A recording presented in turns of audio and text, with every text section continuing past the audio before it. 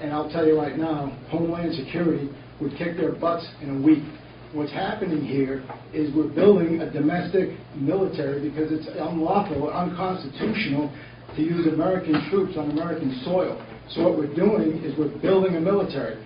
My best friend, who's a SWAT officer in Nashua, who came to Iraq with me to train the Iraqi police, sent me an email with a picture of him in the media on the streets of Watertown, Mass., wearing the exact same combat gear that we had in Iraq, only it was a different color.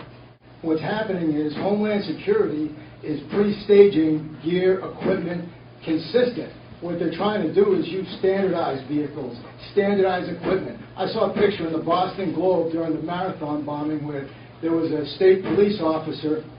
Actually, there were two officers. They both had identical helmets, flak jackets, weapons, everything I wore in Iraq, only it was all blue. The officer on one side had a big patch on his back that said Massachusetts State Police. Another officer next to him, his patch said Boston Police. And so what we're doing here, and let's not kid about it, we're building a domestic army and we're shrinking the military because the government is afraid of its own citizens. The last time more than 10 terrorists were in the same place at one time was September 11th, and all these vehicles in the world wouldn't have prevented it, nor would it have helped anybody. So I don't know where we're going to use this many vehicles and this many troops. Concord is just one little cog in the wheel. We're building an army over here, and I can't believe that people aren't seeing it. Is everybody blind? That's all.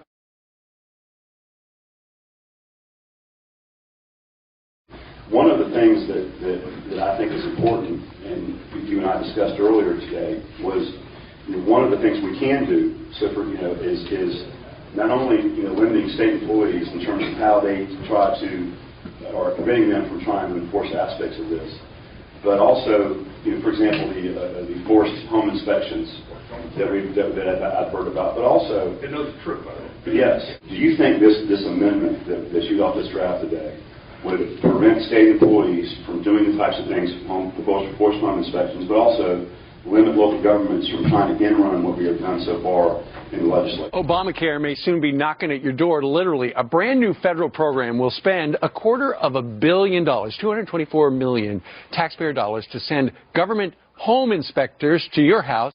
This is a greater opportunity for an intrusion directly into your home. Therefore, you are subject to a random, unannounced inspection of your home by the Obamacare people. Well, the Department of Homeland Security is looking at a security manager who's in charge of buying weapons and ammunition. He reportedly moonlights as a hate-spewing anti-white activist online.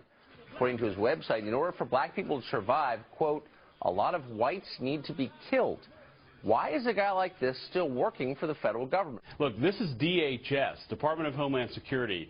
This is the same exact agency that was issuing warnings to local law enforcement on domestic terrorism about Catholics and Christians and returning Army veterans.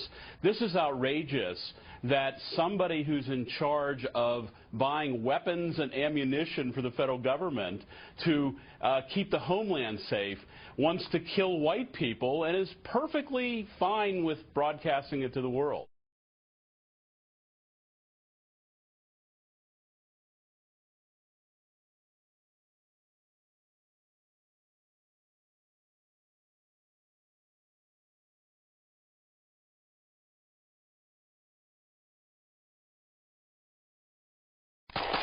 Some call it the ultimate firearm that changed the world. The famed Kalashnikov assault rifle. In the Central Russian Republic of Udmurtia, as in the rest of the country, members of the Special Operations Unit of the Ministry of Internal Affairs rely almost exclusively on Kalashnikovs. June 25, 2013, in Washington, D.C., the Russian Emergency Situations Ministry, Russia's equivalent to FEMA, signed an agreement with FEMA to, quote, exchange experts during joint rescue operations and major disasters. This, according to the Russian Ministry for Civil Defense website. The Civil Defense website, however, goes on to discuss something that appears to be much more sinister. Russian so-called experts will be engaged in, quote, monitoring and forecasting emergency situations, training of rescuers, development of mine rescuing, and provision of security at mass events. This last line, that of providing security at mass events, has many people worried. If Russian experts were brought in during a disaster, we would have Russian so-called security forces. Let's call them what they really are, Russian soldiers, on American soil confiscating guns from American citizens. Let us also remember that after the Boston Marathon terrorist attack, de facto martial law was declared in the Watertown and surrounding areas. Looking for the unarmed teenager Jakar Sarnaev, hundreds of militarized police conducted illegal house-to-house searches. Citizens were taken into custody without being charged with a crime. If a de facto or declared martial law took place, would these Russian soldiers be alongside our militarized police? Would there come a time when the Russian soldiers were actually the ones in charge during the martial law? What is our own government, the rogue administration of Barack Hussein Obama, doing?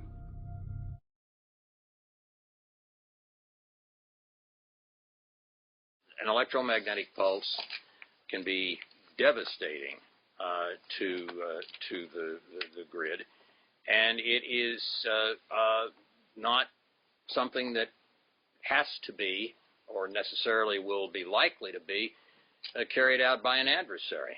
It can be carried out by the sun. You could have a very substantial share of the U.S.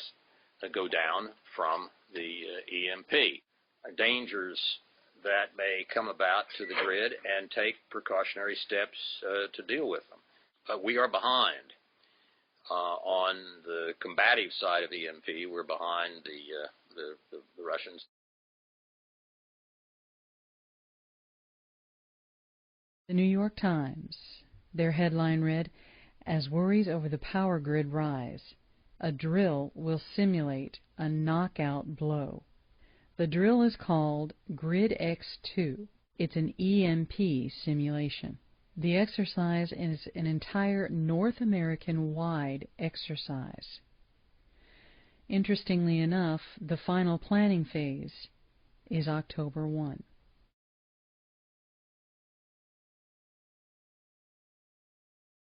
Due to resource constraints caused by sequestration, Air Force Space Command officials have directed the 21st Space Wing to prepare to discontinue operations at the Air Force Space Surveillance System by October 1st. By discontinuing operations, the space surveillance system would not be maintained in operational status. By deactivating the space surveillance system by October 1st, AFSPC would see a cost savings of approximately $14 million per year. I have received a possible emergency FEMA Region 3 alert. FEMA Region 3 consists of Washington, D.C., Delaware, Maryland, Pennsylvania, Virginia, and West Virginia. This alert was sent to us by Senator Sheldon R. Songstad, retired, of South Dakota State. FEMA purchase orders for over $14.2 million for MREs and heater meals to be delivered to Region 3 by October 1st. FEMA purchase orders for 2 million pouches of emergency water to be delivered to FEMA Region 3 by October 1st. FEMA purchase orders for $13.6 million for MREs and heater meals to be delivered to Austin by October 1st. 9-week training course for UN peacekeepers in CONUS to learn urban warfare. They're learning urban warfare, and they need to learn English and U.S. weapons systems. We're having foreign soldiers learn our U.S. weapons systems. This has been going on since the 4th week of July for 386,000 troops to be completed by October 1st. $11 million in antibiotics to be delivered to FEMA Region 3 by October 1st, ordered by the CDC. The World Health Organization held their second emergency meeting in its history. The second meeting in its entire history to discuss MERS coronavirus. Determined the vaccine must be in place by October 1st. 2,800 MRAPs must be delivered to DHS by October 1st. Then we were informed of a global EMP threat, saying the Earth barely missed taking a massive solar punch in the teeth 2 weeks ago, an electromagnetic pulse so big that it could have knocked out power, cars, and iPhones throughout the United States. No leave will be allowed for U.S. military from September 28th through November 5th. NORCOM yearly training for civil unrest is to be suspended until September 27th to be performed in northeast coastal areas. Date for release of QE3 report is to be moved to October 16th. All DHS agents must qualify with sidearm, shotgun, and AR-15 by September 28th. No mention of yearly less lethal qualification. The sporadic testing of GPS and communication satellites is coordinated for the very first time ever, with a testing date of September 29th. POTUS mandates to FEMA and DHS concerning support for metropolitan communities dealing with the extreme climate change must be complete by October 1st. These mandates were issued during the last 3 weeks. Over 300 school systems in the U.S. have determined their 3-day kits for each school and 3-day kits for each student to take with them. All deliveries are scheduled for the month of September. All National Guard units will complete riot control and disaster assistance training during this year's annual 2-week training. All units must have their training complete by September 30th. Daily testing of emergency broadcast system to begin on September 25th and run through October 2nd. Eastern-based Coast Guard units to perform massive group training, usually performed in the Gulf, in the Virginia and Delaware areas. This is a 10-day training mission to begin September 26th.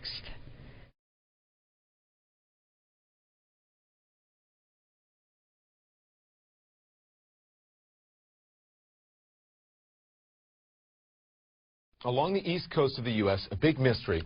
Since June, an unusually high number of dead bottlenose dolphins have washed up on beaches from New Jersey to Virginia. And this month alone, at least 28 dead dolphins have washed ashore. Experts don't know exactly what's causing it yet. This summer, dolphins have washed up from New Jersey down to North Carolina, but Virginia has seen the most, leaving the state's volunteer rescue staff so overwhelmed they've even asked the public for help. This is very alarming to us. Our July numbers were 7 times higher.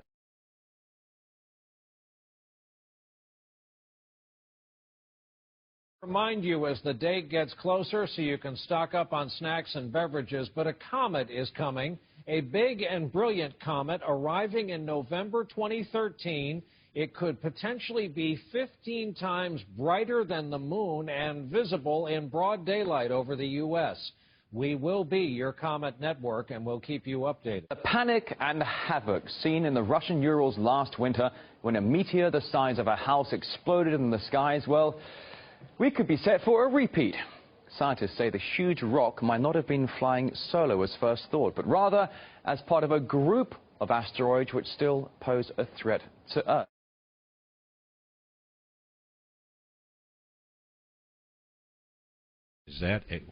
Is that what we're looking at here, guys?